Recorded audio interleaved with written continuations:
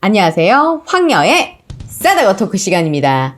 네, 오늘의 사연은요. 과거 많은 분들께서 공감하신 베스트 사연입니다. 사연 읽기 전에 구독과 좋아요, 많은 공유 부탁드릴게요. 저는 결혼한 지 2년 정도 된 30대 초반의 아이 엄마입니다.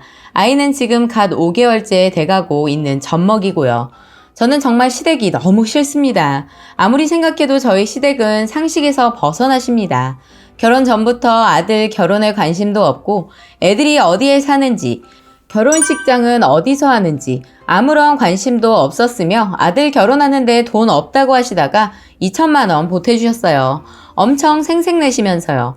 그건 돈 없다고 하니 그냥 넘어갔는데 예단비랑 반상기, 이불, 옷그릇, 은수저, 명품 가방 등등 챙겨서 시댁에 내려가니까 제 앞에서 봉투 열어서 돈 착착 세면서 아, 1,000만 원이구나 이러시는데 제 앞에서 물품 하나하나 풀러보시면서 물건 다 점검하시고 흡족해 하신 얼굴로 예, 너 예물은 적게 해라, 많이 하지 마 라고 하셨죠. 푼수 같은 시아버지는 제 옆에서 넌 내려올 때 문어 안 사가지고 왔냐? 라고 하셨고요. 시아버지는 문어 많이 하십니다. 심지어 제가 예비 며느리로 처음 인사드리러 갔을 때도 저한테 대뜸 너 나중에 내려올 때 문어 사와라 하셨던 분이세요.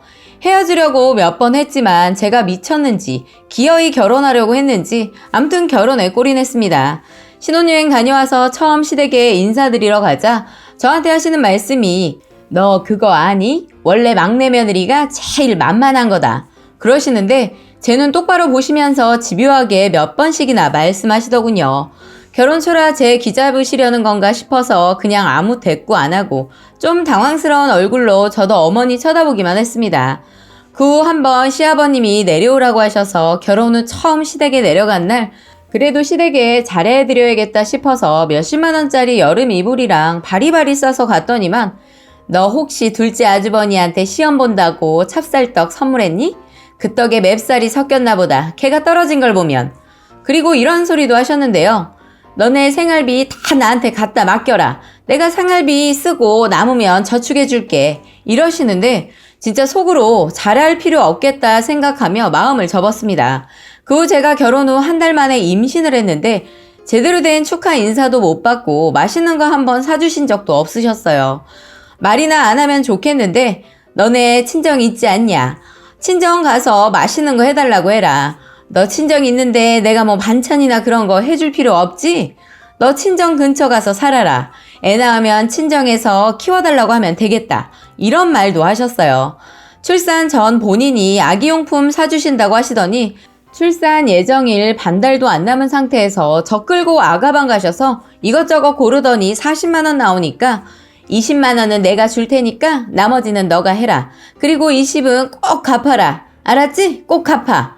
그리고 너네 설에 내려올 때 나랑 아버지랑 봉투 2개로 해라. 2개씩 주도록 해라. 이러시더군요. 또 아기 이부자리 세트가 제일 비싸니까 이런 건 다 친정엄마한테 해달라고 해라. 너네 친정은 뭐 해주신다니? 난 이런 것도 사주는데. 그리고 내가 굳이 병원 갈 필요 있냐? 너네끼리 알아서 나아라. 너 친정 있으니까. 애 출산하고 나서 제 남편이 시댁에 눈치 주고 왜 그리 말씀하시냐 하니 간신히 병원까지는 왕림하셔서 딱 10만 원 놓고 가시더군요. 그러면서 너네 아버지 칠순 얼마 안 남았는데 몇백만 원씩 걷어라. 이렇게 대놓고 말씀하시고요. 가장 하이라이트는 제가 아이 출산하면서 일과성 비노업으로 입원했는데 아이 출산하고 집에 오셔서 제 임신 중에 다이어트 했다며? 그래서 애가 그렇게 태어났냐? 엄마가 정상이어야 애도 정상으로 태어나는 건데 둘째도 문제 있게 태어나는 건 아니겠지? 라고 하시는데 이 말 저랑 같이 들은 남편은 그제서야 제 편 재주더라고요. 그동안 뒷짐지고 아무런 조치도 못 취했거든요.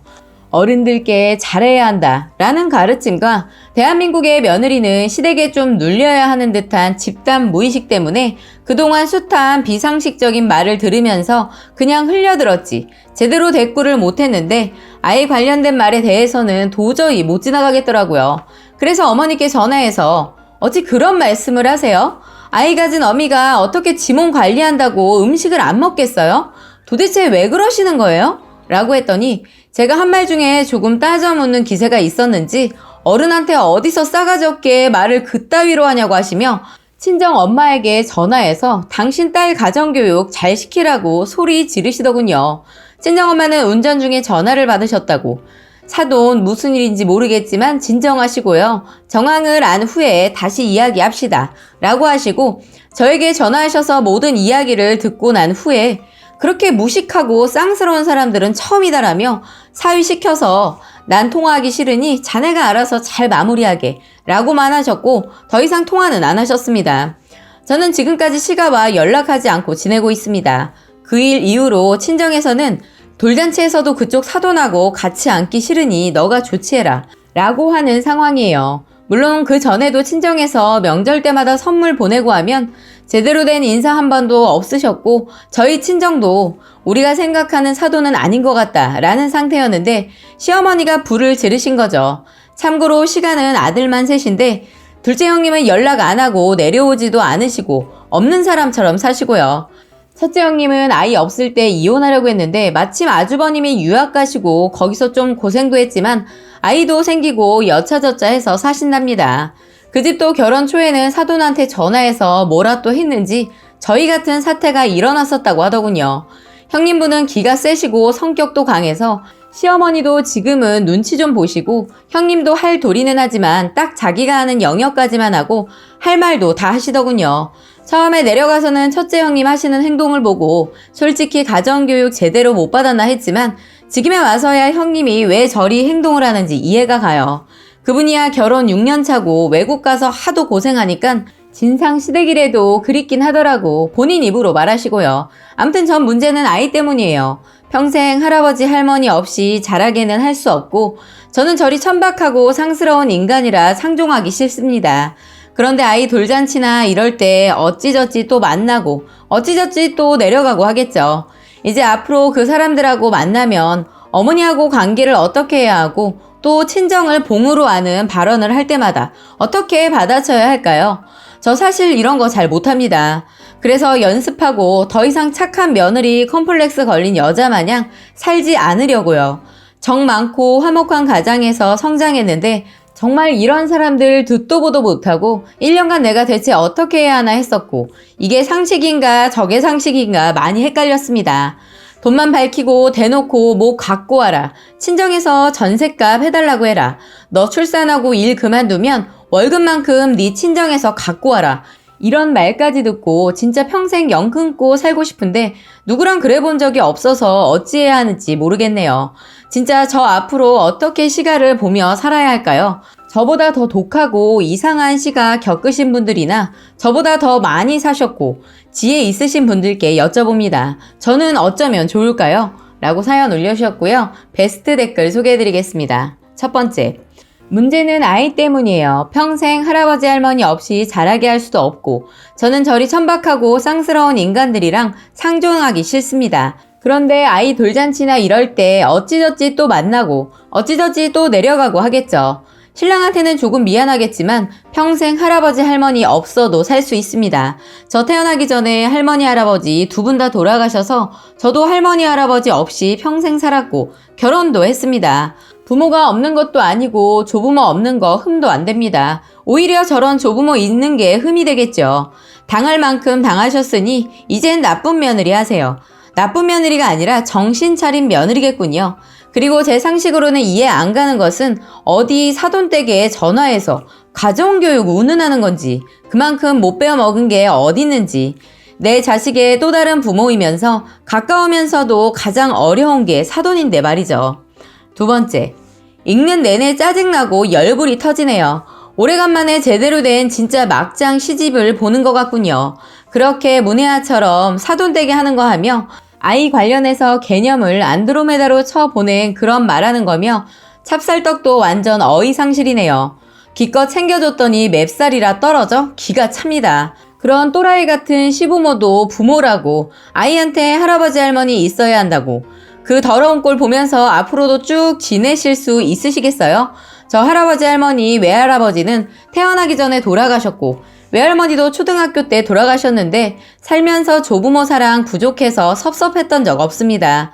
오히려 신랑 쪽에 꼬장꼬장한 시할아버지 시할머니 떵떵 소리치면서 건재하셔서 저는 차라리 조무버 없는 집에 살길 잘했다는 생각도 했어요. 어쩌다 명절 때 한 번씩 시할아버지 때 가는데 정말 싫기도 하고요. 엄마 아빠 사랑으로도 충분히 아이는 잘 자랍니다. 외할아버지 외할머니 계시잖아요. 그쪽에서 이쁨 많이 받으면 되겠는데 저런 막장 조부모한테 뭘 배우겠어요. 아이 때문이라뇨. 여기서 쟁점은 남편분이 쓴이의 뜻을 잘 따라주느냐입니다. 남편분은 자기 부모라고 그동안 암묵적으로 그냥 무시하고 넘기셨나 본데 이번 참에 확실하게 거취를 결정을 하고 하세요. 정신 제대로 박힌 사람이라면 자기 부모 어떤 인간들인지 확실히 알 거고 더 이상 자기 아내와 아이에게 그런 무개념 인간들이랑 섞이면 안 된다는 거 알겠죠. 그래도 남편이 자식으로서 할 도리는 해야 한다고 한다면 아이랑 남편만 시집에 보내세요. 돈이나 선물 같은 건 일절 끊으시고 절대 연락도 받지 마세요. 돌잔치를 마지막으로 완전히 연락 끊으시고요. 이것도 친정 시집 따로 하세요. 번거로울 수 있겠지만 시집은 그냥 간단히 식구들하고 저녁 먹는 정도로만 하세요. 어차피 결혼할 때도 결혼식장이나 이런 거 신경도 안 쓰신 분들이라고 하셨잖아요. 그러니 그냥 초대도 하지 말고 간단히 밥만 드시고 파하세요. 그리고 그 둘째 형님처럼 하세요. 해줘도 좋은 소리 못 듣고 욕먹는 거. 아예 안 보고 살면 욕먹는 거나 피차 일반일 겁니다. 부디 남편분은 정신 제대로 탑재되신 분이길 바랍니다. 라고 마지막 댓글 소개해드렸습니다. 오늘의 사연과 댓글 여기까지였고요. 많은 공유와 여러분들의 생각이나 느낀 점이 있다면 댓글로 표현해보시기 바랍니다.